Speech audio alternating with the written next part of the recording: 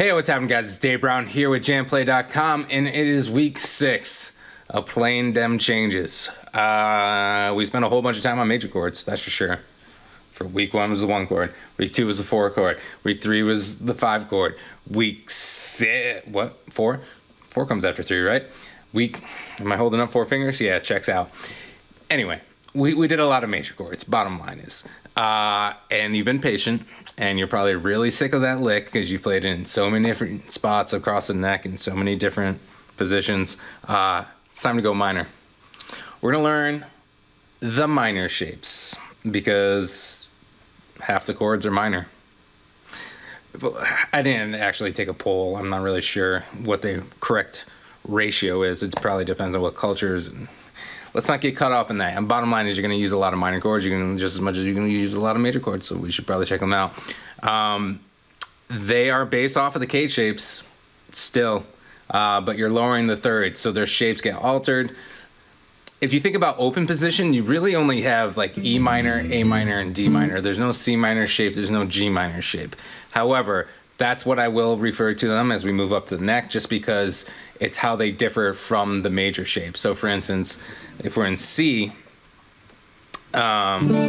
C shape that is, if we're going minor, all of a sudden it goes, right? Instead of, it's root third fifth, now it's root flat third fifth. That's the difference between the major and minor chord, the flat third. So that would technically be a C minor shape, although you would not, it's not a practical grip necessarily, but we'll play them anyway, just so we can, you know, identify those shapes and just know exactly how that lick fits around them. So that being said, we should probably jump right in because we got a lot to do. First exercise is all the different positions playing the new lick. So we got to learn the new lick, and we got to find it in each of the 5 positions.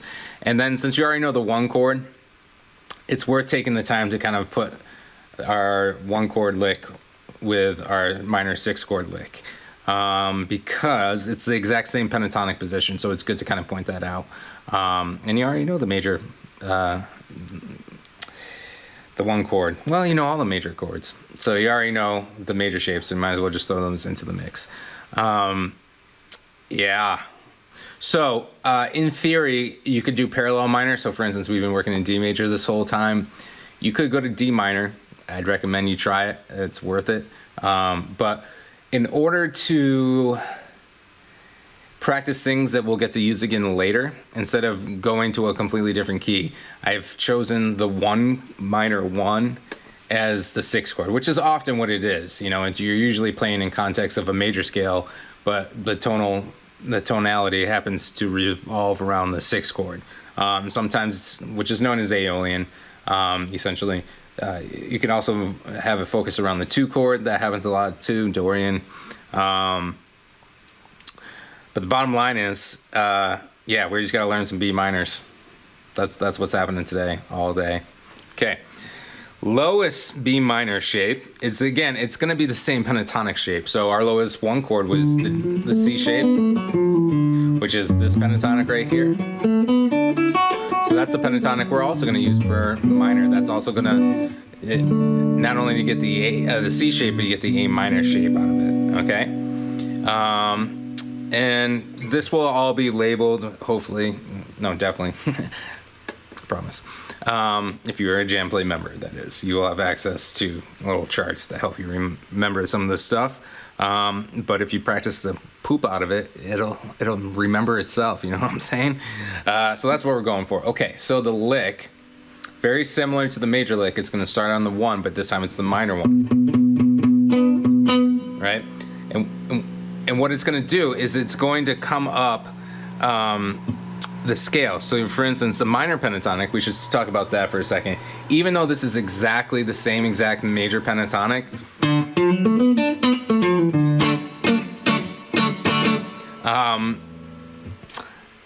you know, you're starting in a different spot, and you're thinking about the scale degrees differently. So let's talk minor pentatonic.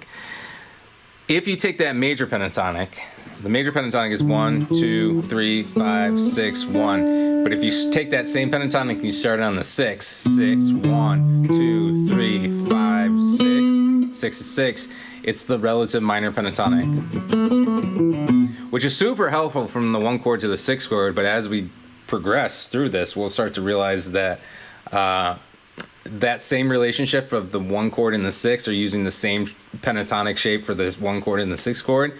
That same logic applies from the 4 chord and the 2 chord together, as well as the 5 chord and the 3 chord. So really, most popular music is dealing with 6 chords.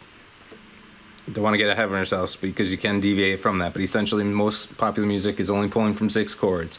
And those 6 chords can be represented by 3 pentatonic scales. So that's efficiency right there, right? And especially because those 3 pentatonic scales aren't all completely new shapes. They're exact same shapes. It's just which ones you choose to layer. That's what this whole course is. So the minor pentatonic, if we reanalyze those notes, compare it to what it would be in terms of major. So normally, you get a major third. This is going to go minor third or flat 3, lower third. 1, flat 3. This will have 4 and 5, just like the major scale, but obviously the major pentatonic doesn't have the 4, it just has a 5. And then it'll have a flat 7. So there's no 6. We're going to skip over the 6. You're going to go to the flat 7, which is a whole step below the root again. So in the key of B, which is actually the key of D, but in key of B minor pentatonic, you have B, D, E, F sharp, and then again that F natural, that blue note is in there too. So you got E, F, F sharp, A, and B, aka 1, flat 3, 4, sharp 4, flat 5, aka blue note, 5, flat 7, 1. Okay? So those are the notes in it, and the lick is going to go right up the scale. So it's going to go 1, flat 3, and depending on how this layers out, you can kind of hammer and pull, slide even with this context. I like to kind of hammer the 2nd fret into the 3rd fret, sliding in to the 4th fret, going up to that flat 7. So you're hitting every note, including the blue note, all the way up the scale. You don't make it all the way up to the root again, but it's going to go 1, flat 3, 4, sharp 4, flat 5, 5, flat 7, back to 5. Then we're going to quickly slide the blue note into the 4, and then you got the flat 3. In rhythmic terms, it's very similar to what we just did. There's some slight variation in placement. If you happen to get confused, especially going back and forth between major and minor, that's almost irrelevant. As long as I'm not going to be a stickler about the rhythm that you play with this, because the only point of this course really is to see the shapes and be able to execute them in real time. So in fact, it's probably better almost if you kind of get creative with these licks a little bit. However, they're structured in a way that allows you to really kind of climb up the neck, or climb up the scale, I should say, in a very systematic way, in landing on very strong beats and slipping past less stronger beats. Okay, so rhythmically speaking, the lick is going to go like this.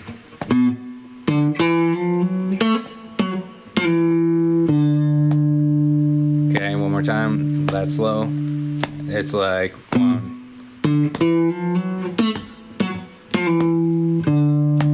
Okay, if we played a little faster, it'd be. So in context of the 1 chord, you got.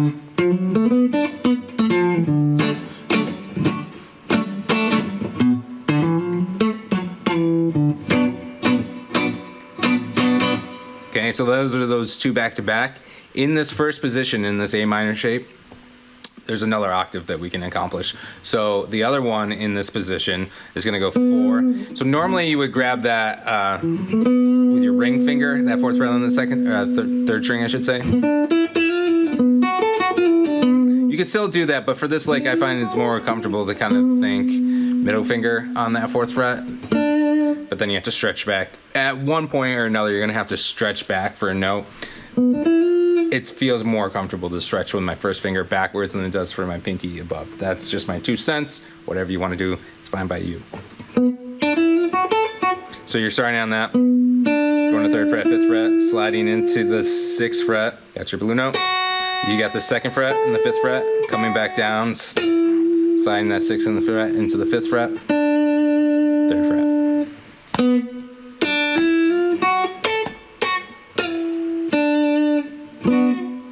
And again, with these chord voicings, you know, you can break it up into 3 strings, 4 strings. You can just play the, especially with these comfortable ones like A minor and E minor, you can definitely just play that full on bar chord.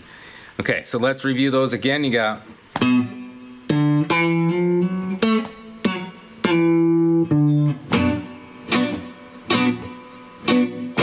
next one.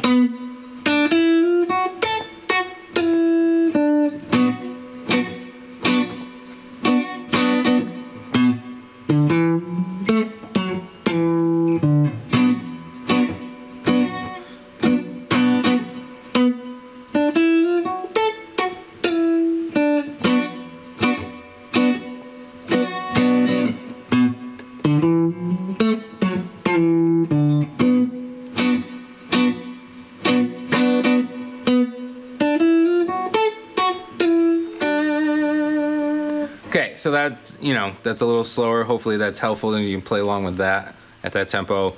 But, you know, we got to work up to tempo. So for time's sake, I'm going to play it against the backing track. So this week you should have 6 backing tracks. You got drones, aka minor chords, straight up minor chords. You got B minor, F sharp minor, and what's the other one? B minor. Did I already say that? Yeah, I did. B minor, E minor, and F sharp minor are your 3 minor chords this week. So you can practice this in 3 different keys. Again, we're focusing on B minor. Here it is. I'm just going to play it a bunch of times. Hold on. 1, 2, 3, 4.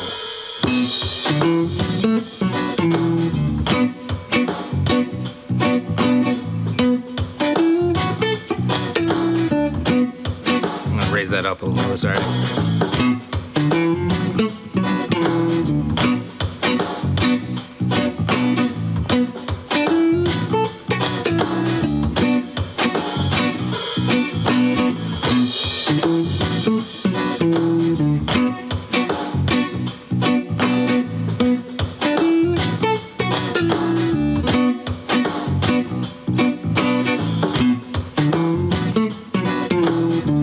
And if you're having trouble going back and forth between the chord and the lick, you can just do the lick, sorry. Hard to talk.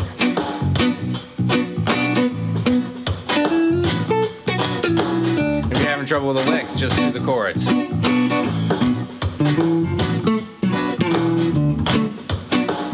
Just kidding.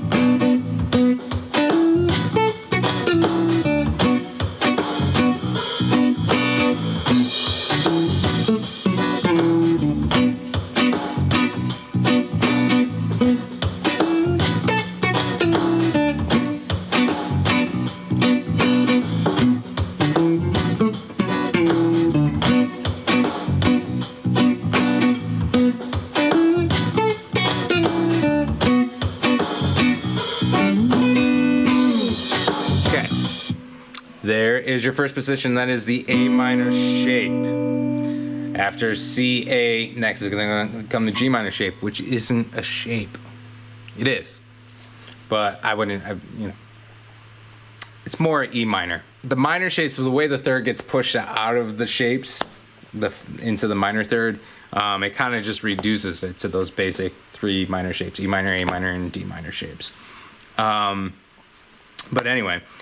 So our next position was the A shape, right? So we have this pentatonic position right here. So what was our root here, we start at the note before it, the 6. Okay?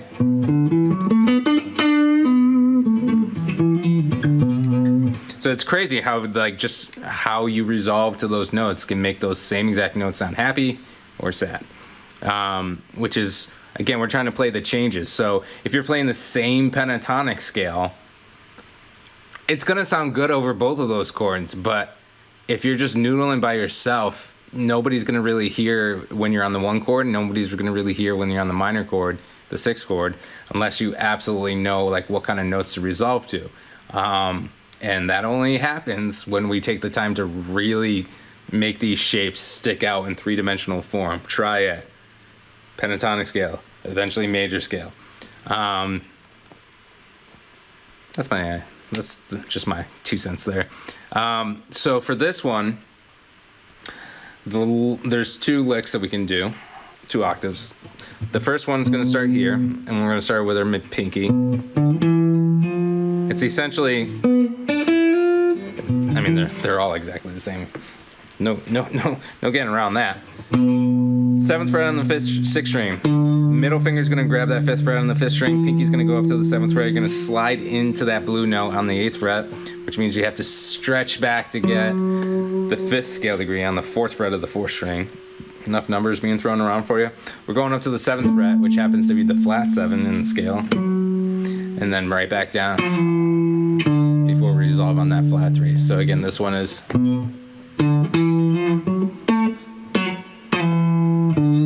And the beautiful thing about this lick is not only is it the same, but some of the positions are actually close to each other, meaning not physically located, but like or the shapes that you're making. So once you get this lick down a couple positions, you generally get the gist of it in all the positions. But I'm sure any of you who have been hanging out until now can attest to that.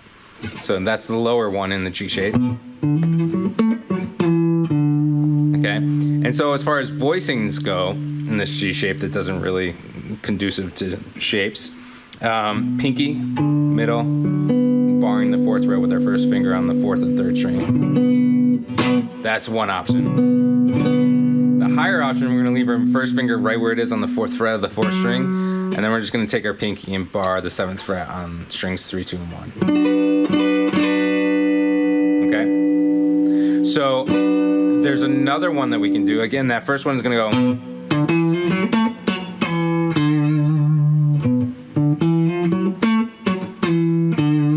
The next B is right here on the 4th fret of the 3rd string. Then you get this classic 3 in a row. So you can hammer twice, 2 hammers. You can hammer them once and then slide. That's what I think I prefer. As opposed to, I find that adding the slide, comboing the slide with the, actually creates a little smoother phrasing than 2 hammers in a row. 2 hammers in a row, if you're not really accurate with it, can sound a little jumbly. Okay, stretching out to that flat 7 up there. So it's important, and this is why I write it like this, is that you, generally speaking, you can slide into the note above, and then you can slide into the note below. And I do that with 2 different fingers. Notice I use my ring finger here, and then I re-up my 1st finger. So I hop up a fret, up a string, slide it into that 5th fret, and then resolve on the flat 3 there.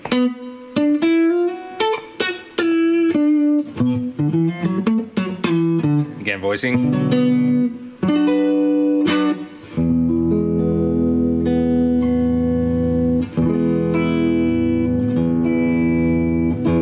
Sure, why not?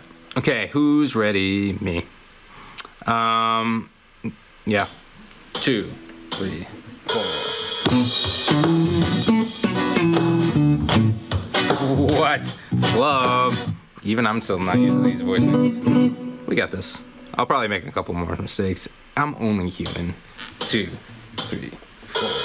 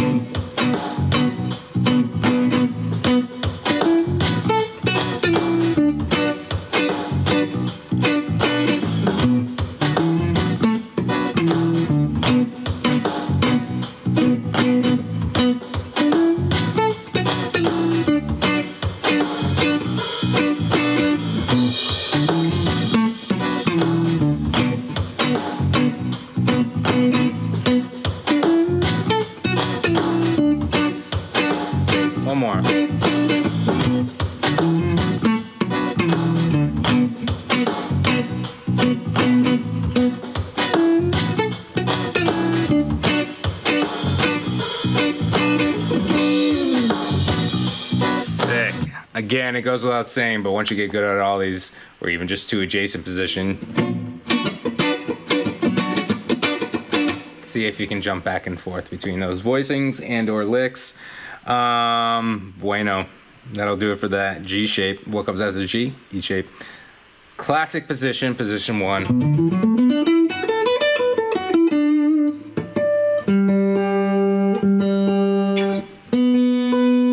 Yeah, it's close enough, right? Probably. So again, this was originally the G major shape. It is now the E minor shape.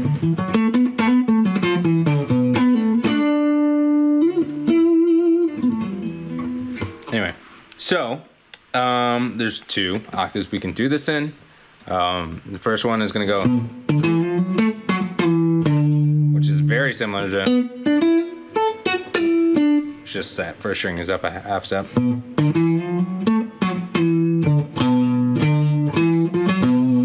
Right out of that pentatonic blues scale. So that one should be pretty intuitive. Same concept. You know, you can use your middle finger sliding up or your ring finger sliding up, but it's definitely good, really, really good form in general to switch back to your first finger to slide back into the fourth scale degree from the blue note. You got another octave above. That's going to start at the 9th fret of the 4th string. You know, if anybody knows their blues scale, there it is. I like to slide my ring and just use only ring. For voicings, you can just top 3 strings, you can do 4 strings, you can do full on E minor shape bar chord. So again, we got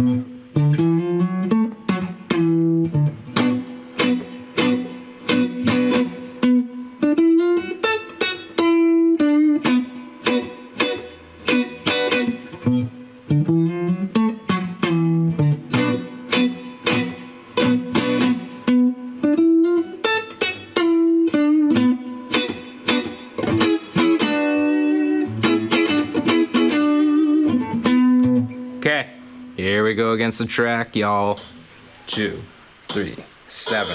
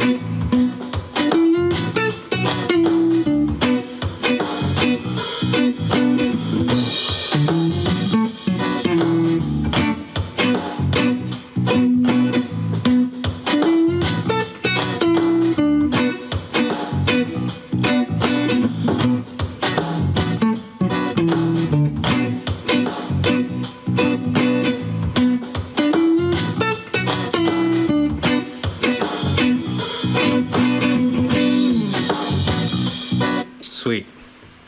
Next position is the D minor shape position, aka originally the E shape position. One thing I will mention actually, before I forget, because it's a really cool thing, is that the 1 chord and the 6 chord are very close to each other, so much so that you can literally play the 6 chord over the 1 chord and it'll sound good. AKA you can play a B minor chord over a D major chord, it'll sound good. You can play a D major chord over a B minor chord, it'll still sound good. The relationship is this. The D becomes a D6. So it's super, super close in context.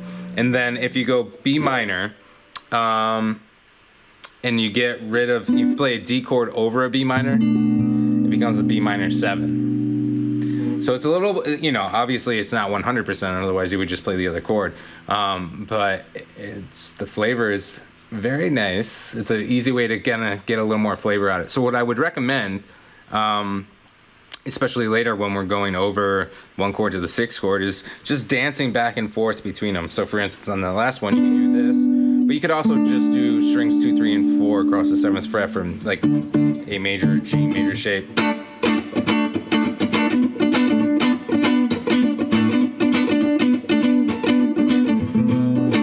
You know, you can jump back and forth. Likewise, in this next one, this E shape, you can put your pinky down. So that's what the higher. I'm jumping ahead of myself, but it's on topic. If we're taking this E shape right here, top 4 strings, it's the D minor shape is that. We're just gonna add our pinky to it. So that's one of the voicing options, okay? The other voicing option is really cool. It's a mellow sound. Again, I might do that. I would definitely do that, actually. That D minor shape is one of the 3 open ones.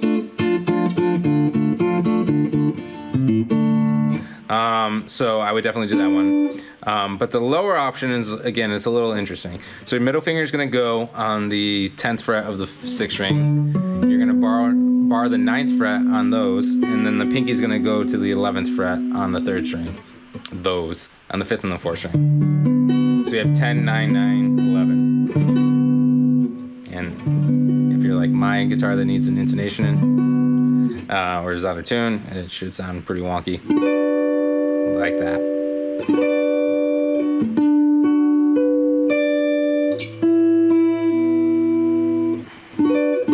Sure. Okay. So yeah, those are the chord options. You know, if one of them is more comfortable than the other, you don't have to use the other, but it's good. Again, it's good to make it. Not if, you know, maybe you don't like it as the go-to voicing. But it's important to see these shapes, because that's what we're trying to do is outline. I probably said that before. I know I have. I'll say it again. It's important to recognize these shapes. That's why we're here. Okay. So this lick is going to start. We're going to borrow, just like we did with the D shape before. With D minor shape, we're also going to borrow the root because it's so close. Then we're going to have to hop up. Again, this is this pentatonic right here, aka position 2 to a lot of people. E major shape, D minor shape. So you would start down here, but then it's going to go 3, 4, slide into the sharp 4, flat 5, and then you got the 5, flat 7. So yeah.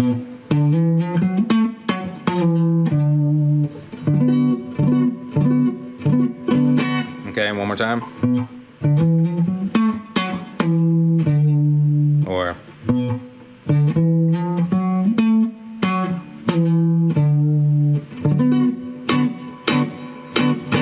So notice you end up with your middle finger on the note that needs to be played. So that's convenient. You don't have to go jumping around. There's another octave we can get. 9th fret on the 4th string.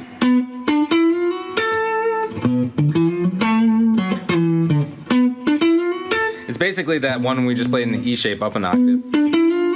But that note's off because of the B string, so it's gonna go right here. Whereas this one, you have a fret in between those 2 notes. This one you don't, because of that B string. So again, it's 9, 12, 9, 10, 11, sliding up into 11, 10, 11, sliding 10 back to 9.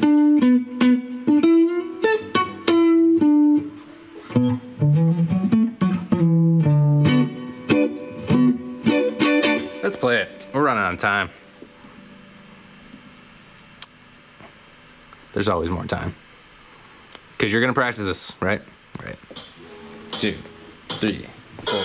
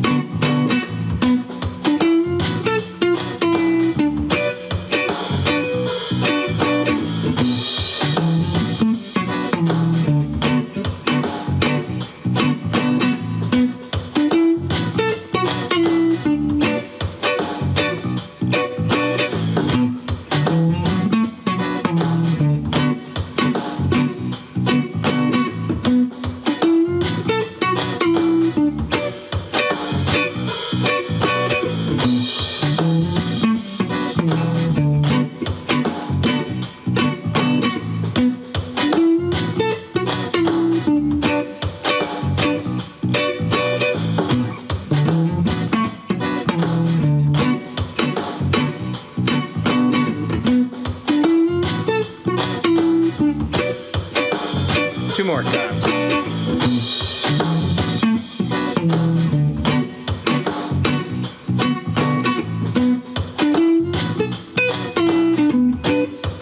A little liberty.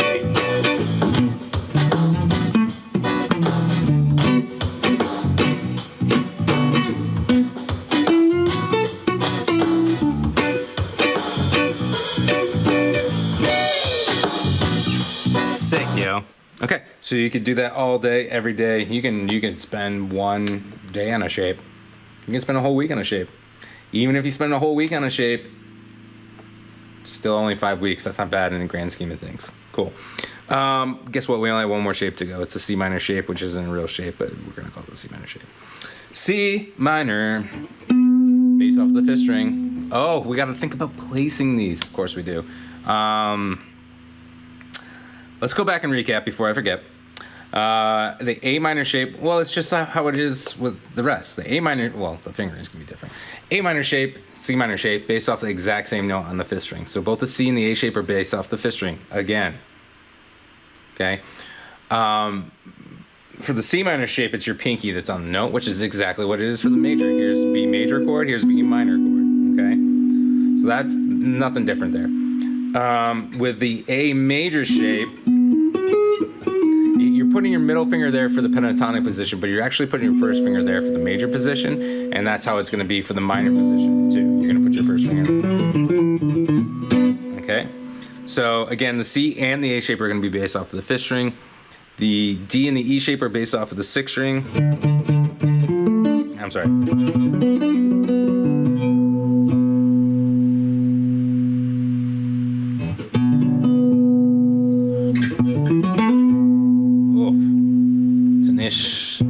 Anyway, intonation, can't win.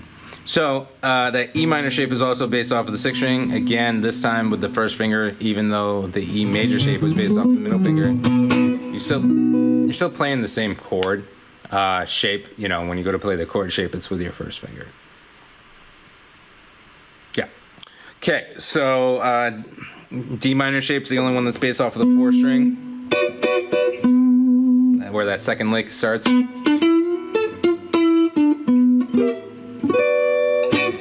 Okay, but again, with the D shape, major or minor, I'm almost always kind of thinking about that one as an extension of the E shape, aka or halfway between C major and shape and the E major shape.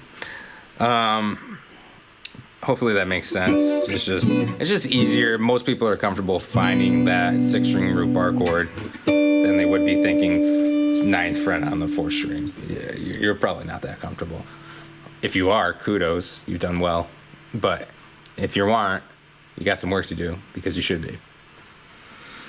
Everybody else, take a knee. We gotta learn this C shape. Pinky is starting on that fifth string, 14th fret. This is based off of the pentatonic shape that goes 1 3 1 3 1 4, aka position 3 for some of you.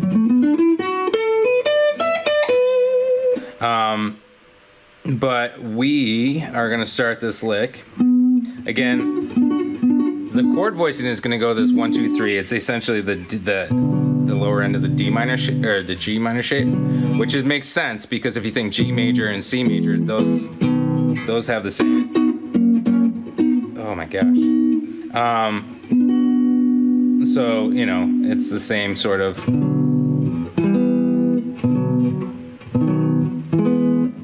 So that's B major to E major or B minor to E minor. We're just lowering the third.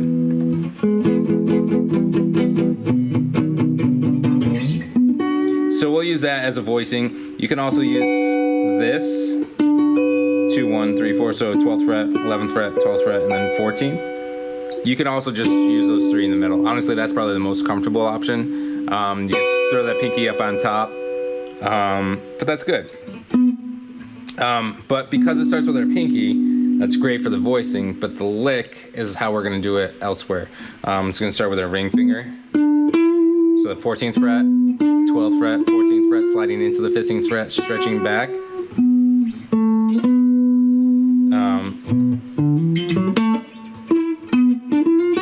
It's the exact same mirror image as the G shape in total.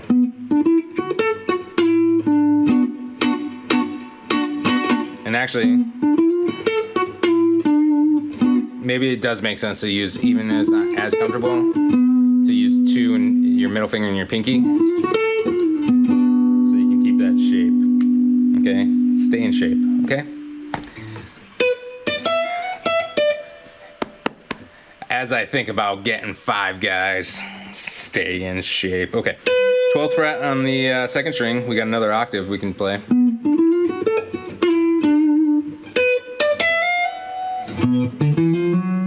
Very similar shape to that open E minor. Well, not open, movable E minor.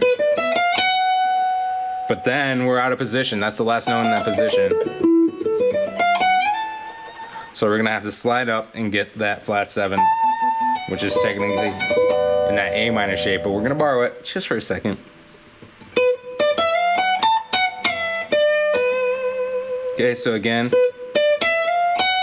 this one's a little tricky because you have to jump. I'd probably slide and then pick or hammer. I kind of like picking it.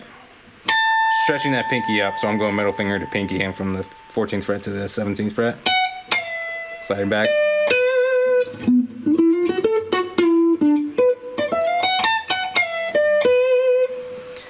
Let's play it against the track.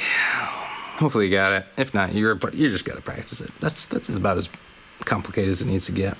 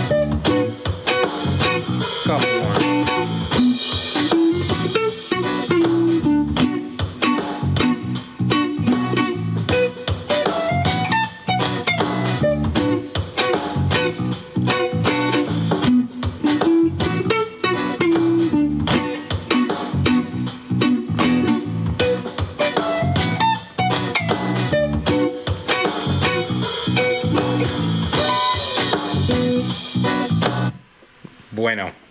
Okay, so now let's pretend like you got all that down. Great. Proud of you. You done good. Now we have to line it up. We don't have to, but the next level that you should take this to is lining it up with the 1 chord as mentioned. So I have all those tracks in there, but bare minimum homework for this week is just what we went through. Just get the minor shapes down. Get them down very good in one key. Hop them around between them, try different keys, just get these minor shapes down, okay? But seeing how they layer with the 1 chord is very good. So we're gonna practice that. We'll consider this extra credit. Other keys are extra credit too. Everything's extra credit. Just do the licks, will you? Stop complaining. Is anyone complaining? Is anybody listening? I don't know. We'll find out in a second when I take some question, I suppose. But hopefully you're finding this helpful. Obviously, we're just starting a new can of worms today, so it's a little different, but still the same. I will say this: I had a revelation in making this course this week. Up until now, I had the exercises have you play low lick, low voicing, high lick, high voicing, then go to the next chord, low lick. And I always said you should line them up, but it didn't occur to me that if I just switch the second chord around, that it'll go low, high, high, low, low, high, high, low. So we'll actually kind of match up the low ones with the low ones and the high ones with the high ones this week. So I rearranged some of these, but that's okay. I think you'll understand. We're gonna start with the C shapes, go into the A minor shapes. All of you should know.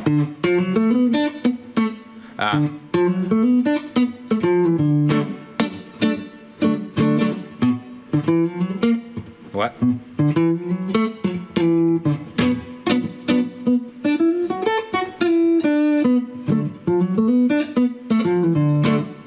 Okay, that one won't matter because that one, the C shape, only has one octave, but you'll see how it works with the rest of them. Let's just start there, shall we? Here we go. So it's 4 bars of the 1 chord, 4 bars of the 6 chord. So we'll start with the C shape first, major.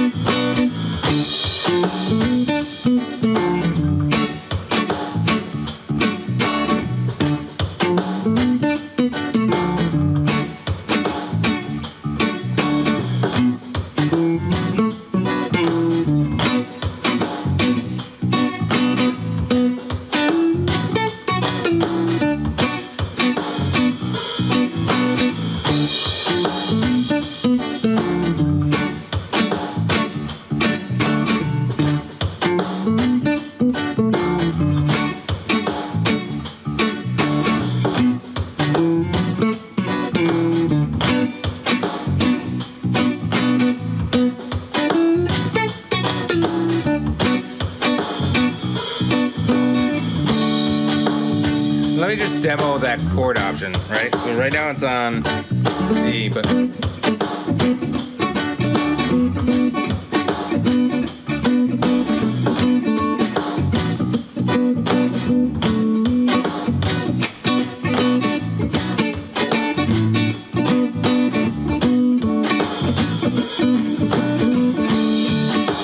you know, you can really interchange it. You can use all those pentatonic notes. So if you notice, I was kind of borrowing,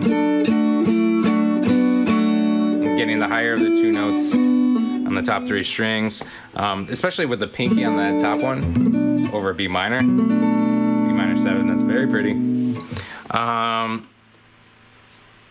Guess what? We're moving on to the A shape.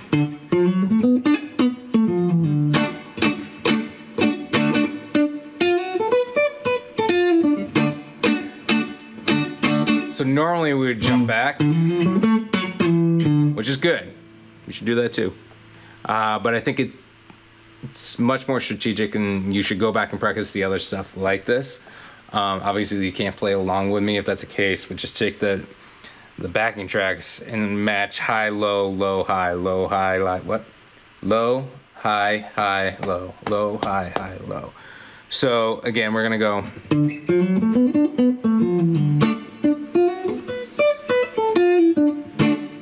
Which means then we're gonna grab this minor.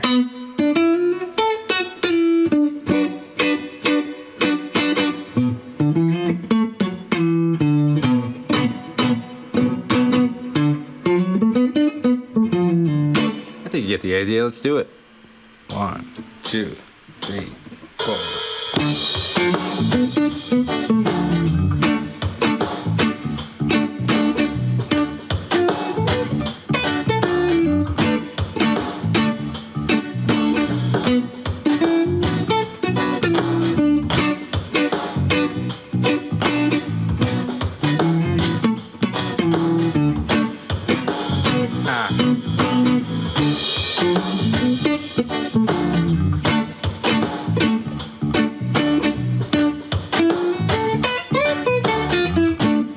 Sorry.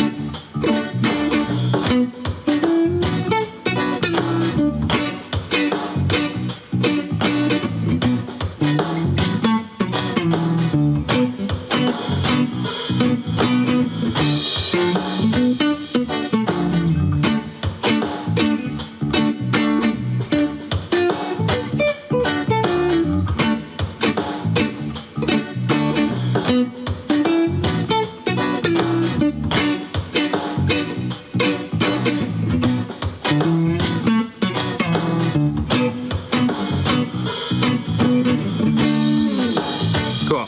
We don't need to spend all day on it. Apparently I do on tuning though. Okay, so next position is G shape.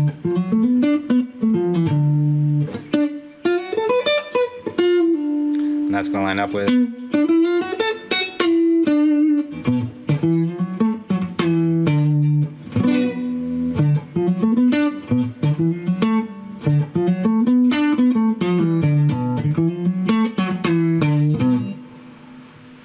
I think you're with me.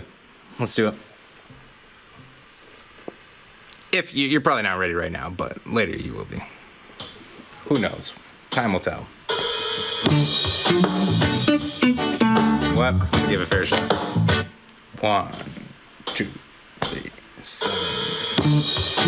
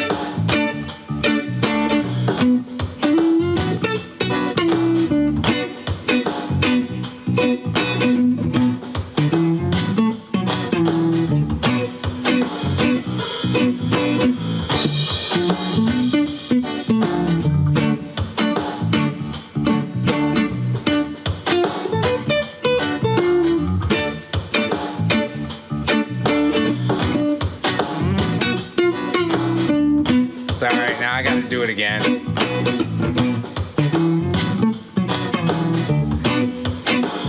Think about that 5 guys, you know what I'm saying?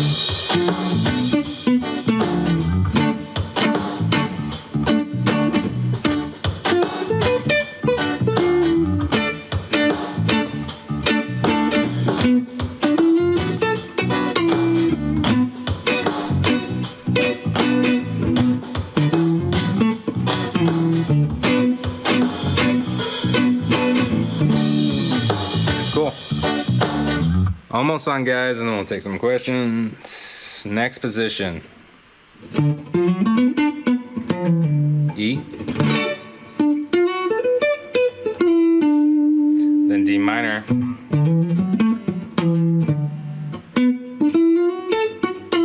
D minor shape. B minor chord. Very confusing. But those are the two. One more time. Lower end is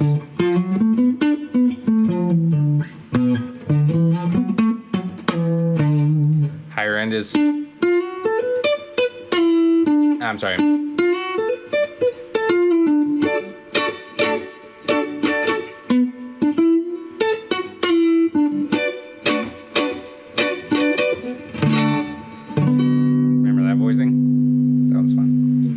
we're doing it. 2, 3, 4.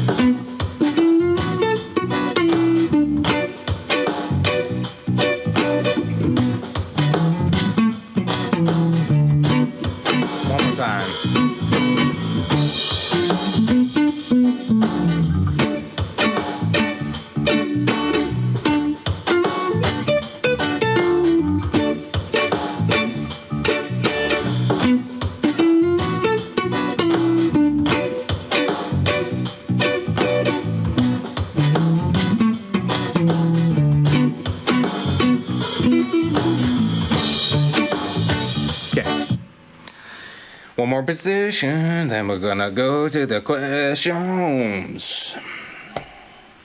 C minor shape is also part of the D major shape. This is my least favorite position, but I'm gonna make you do it anyway. So,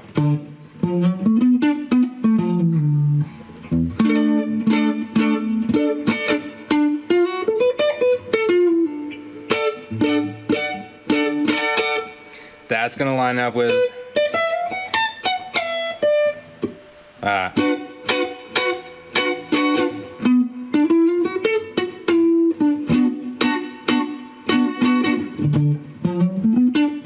these are kind of jumps a little bit.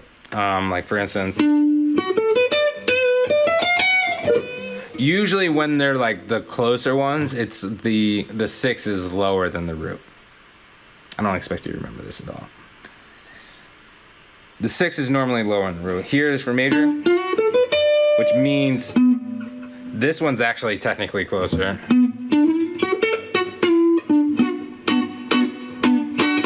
So this one's, you know, it is what it is. But we're gonna play it. High, low, low, high. No, I'm sorry.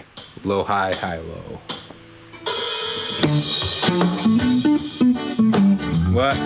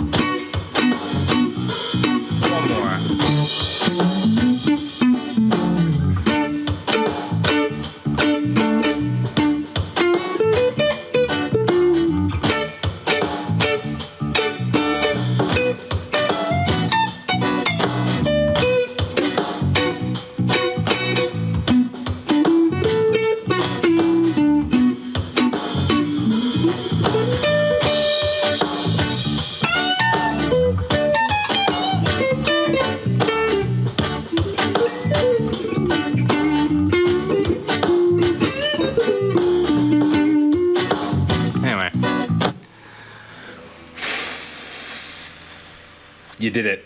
More importantly, I did it. Wait a minute. We did it. Are there any questions?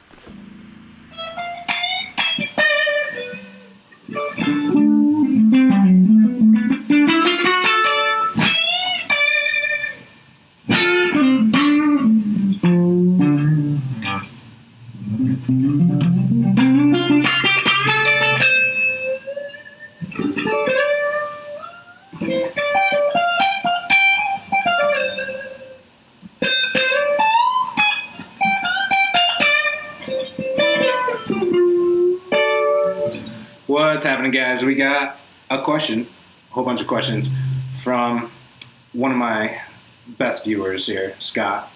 Imagine wants to know all about how we got to what chord we were using today, as well as just the general theory behind it. So I just want to kind of give a brief rundown of the strategery we're trying to use here.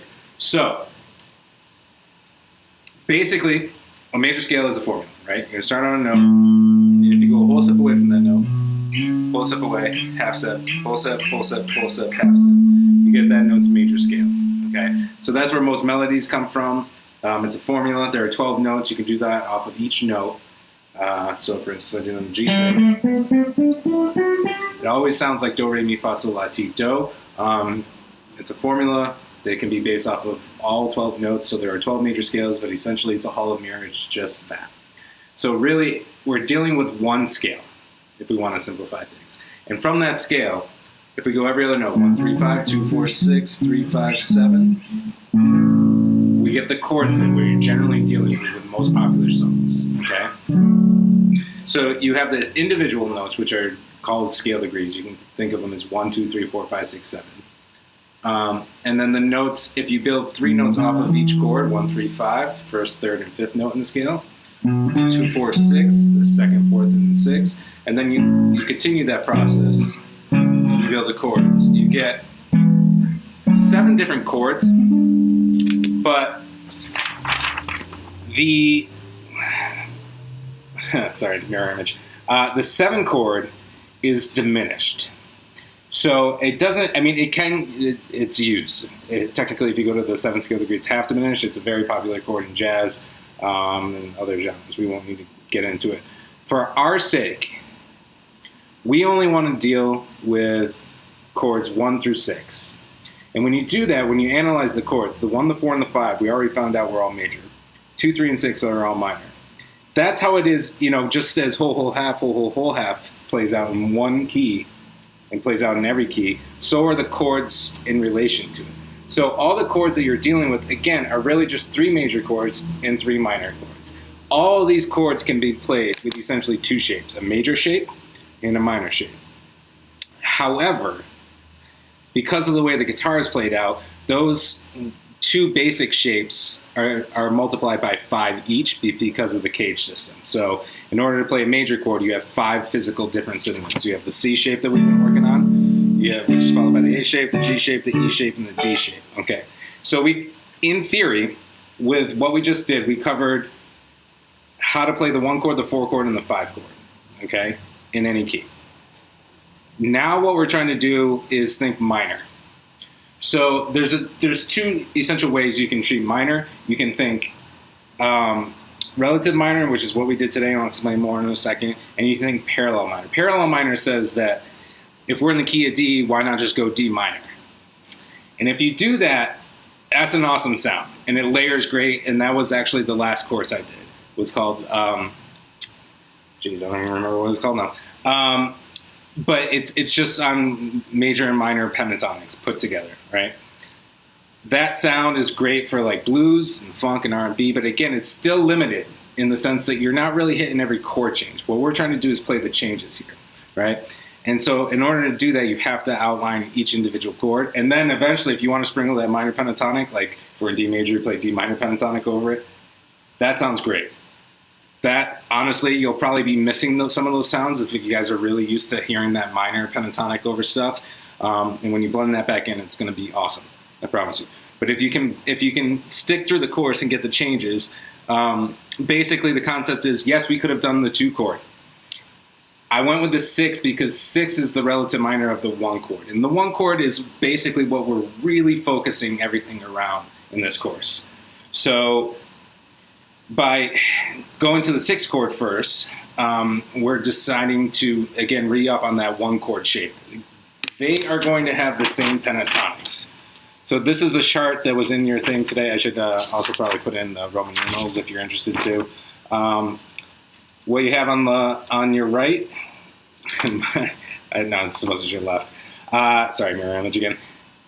Is the major pentatonic, and within the same shape is the minor pentatonic. And what that relationship is physically, it doesn't matter what key you're in, it doesn't matter what shape. If you're playing a 1 chord, your other chord that you're outlining in the relative minor pentatonic is the 6 chord. Okay? So with one pentatonic scale, you can cover both a major chord and a minor chord. But that same relationship of 1 to 6 is also the same as 4 to 2 and 5 to 6. I'm sorry, 5 to 3. What am I talking about? Almost done. I promise you, we're almost done. So 1 to 6, 4 to 2, 5 to 3. Those are the 6 chords that you're really dealing with. You know, if you're not dealing with the 7th chord, you're only dealing with 1 through 6. So again, there are just a major shape and a minor shape, and you can play all these chords with those 5 basic pentatonic scales. And so that's what strategically we're trying to do, is just utilize those shapes and how they layer, so that if you call it a progression, for instance, week 10 in this course is going to be a 1-5-6-4. It's responsible for every popular song ever, pretty much. Not really, but seriously. So if by taking the time to see how those layer, you're inadvertently learning every song ever, and then you can do it in any key. You can play any of these chords anywhere on the neck with just these basic 10 shapes, essentially. And so yeah, that's the strategery. Hopefully that makes sense. I'm not sure if he has a follow-up, but I believe that's all we have for questions today. Basically it's in, just to reiterate really quick. Yes, that same position is the same notes, right? So like, for instance, there's that blue note run. The 2nd fret, the 3rd fret, 4th fret on the 4th string. That's the same as the minor. So again, it's the same notes. We're just teaching our hand and ear to how to resolve to different notes within that position. Because if you can do that for the 3 pentatonic scales that layer, that we've already taken the time to layer for the 1-4-5, those are the only 3 pentatonic positions that will layer to create all 6 of these chords. And so you've already essentially accomplished, so long as you're starting to see how they lined up, we've already done all the material that we need to do. So now it's just reiterating it a billion times over so you can't forget it. And that's the key. So thanks for watching, and let me know if you guys have any other questions. We'll see next week. We're going to, I didn't even look ahead. We're probably going to do a minor 1 to 4, so to kind of practice a little minor shapes. Maybe that's the week after. My apologies if not. We'll see you next week though. Appreciate you guys.